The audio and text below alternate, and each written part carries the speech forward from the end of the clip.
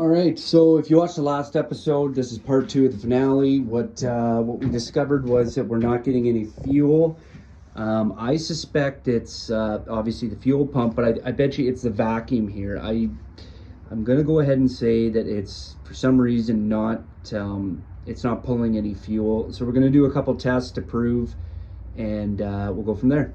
All right, so I have the outlet line for the fuel pump.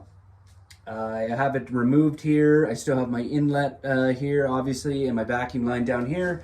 So I just got a little Gatorade bottle, and we're gonna hold it up to here just to catch any fuel that comes out, and we're just gonna confirm that the fuel pump does work. So I'm trying to keep my hand out of the way, and we'll have a look.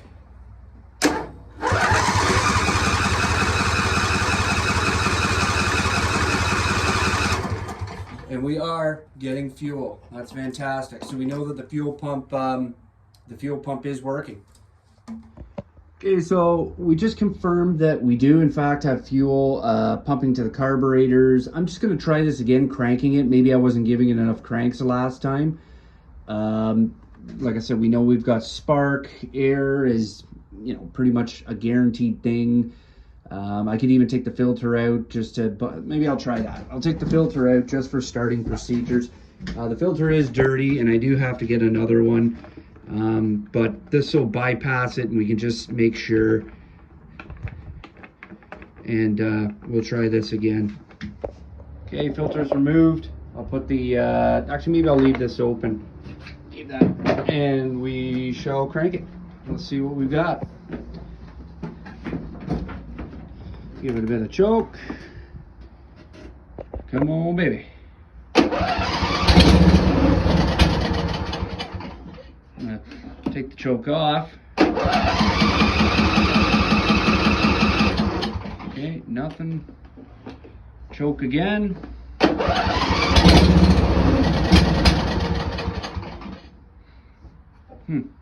Smell fuel.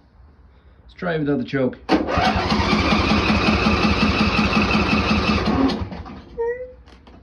Choke again.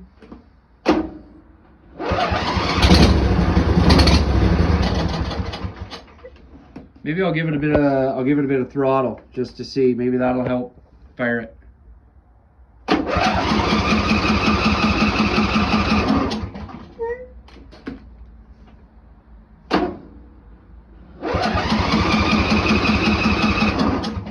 just don't want to get the starter too hot.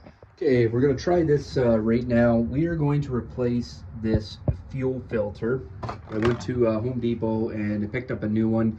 And we're just going to do this for two reasons. Number one, it's a maintenance item. Number two, just to rule it out that it could be clogged or that it's hindering the flow of fuel. Because as we know, with our fuel pump, we are getting fuel. I don't know if it's enough. And I didn't know if it was the amount of vacuum that it's pulling, or like I said, another restriction. So this fuel filter is very old, I know that, and it could use it anyways, so we're gonna do it just to rule it out. It was $5, so not a big deal. All right, let's get to work. Okay, I'll show you guys a little something here. So here's my old fuel filter, and my outlet hose is back here. Let's see if I can grab it. Yeah, there we go.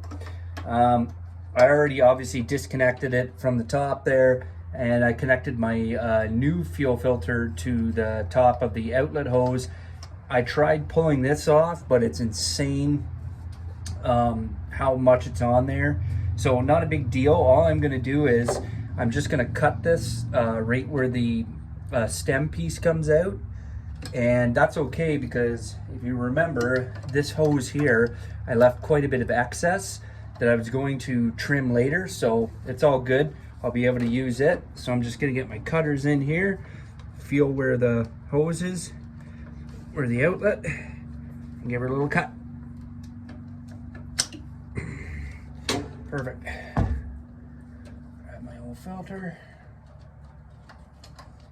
get that out of the way. And now attach my new one. God, come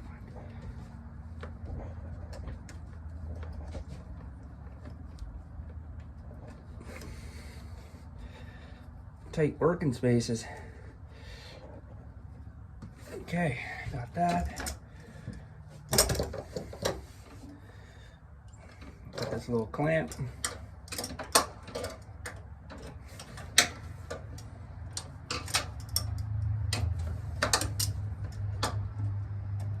There we go.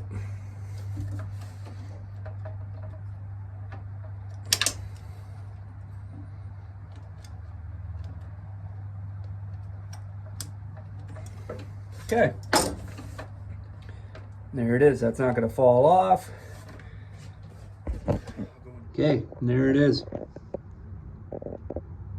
Like I said, I'm glad I didn't trim this outlet hose just yet, because it ended up helping me out. That filter was, that hose was seized right on that filter. So in the event you guys are doing something like this, give it a try. So we'll crank this over and we'll see if that had anything to do with it.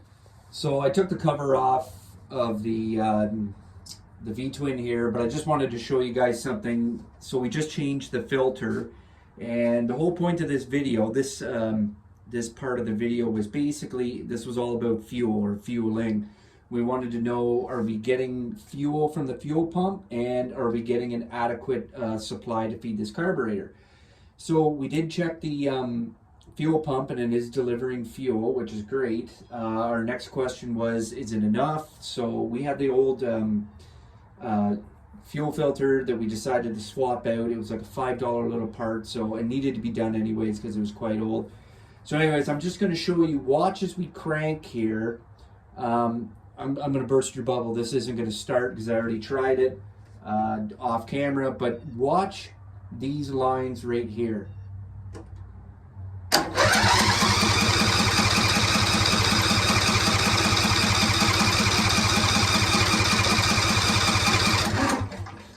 Try a bit of choke.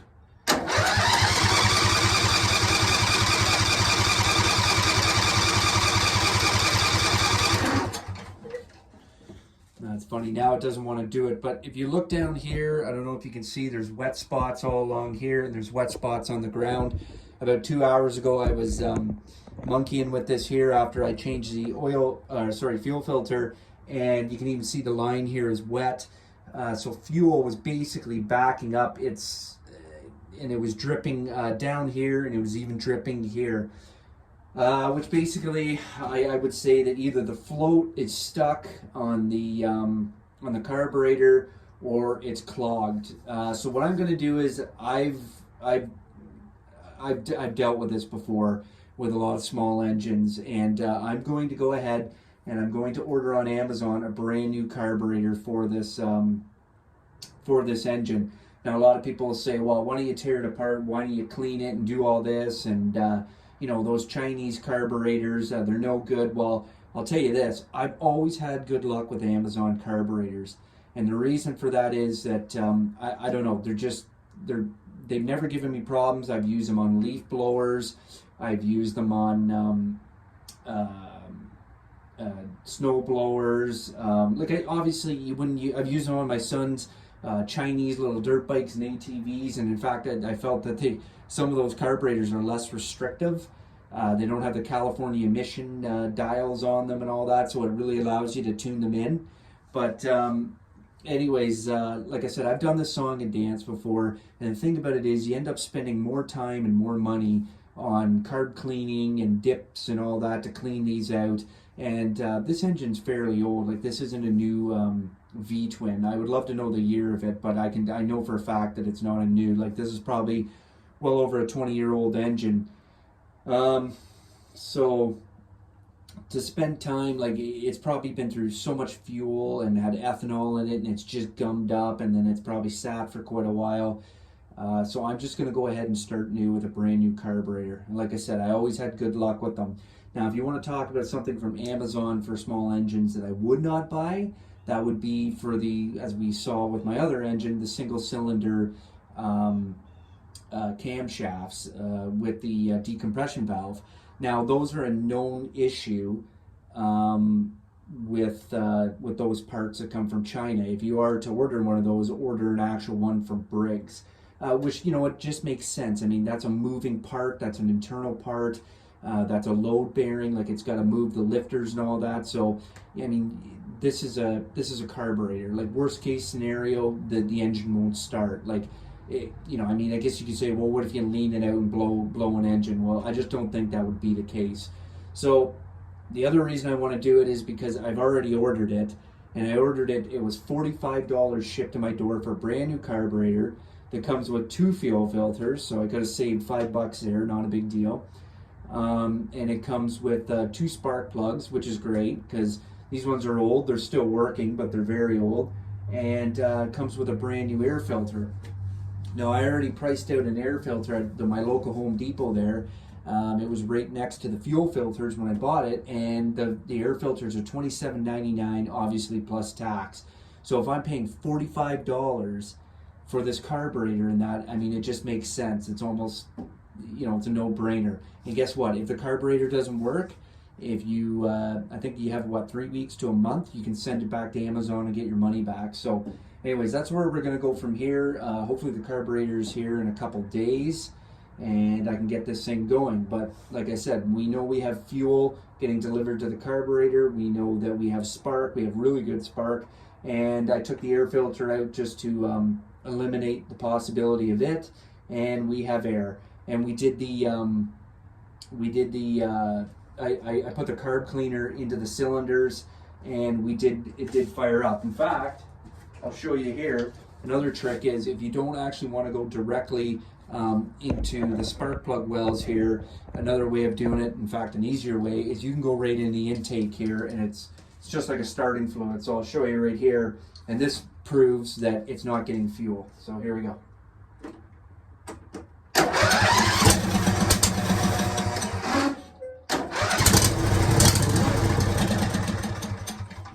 One more time.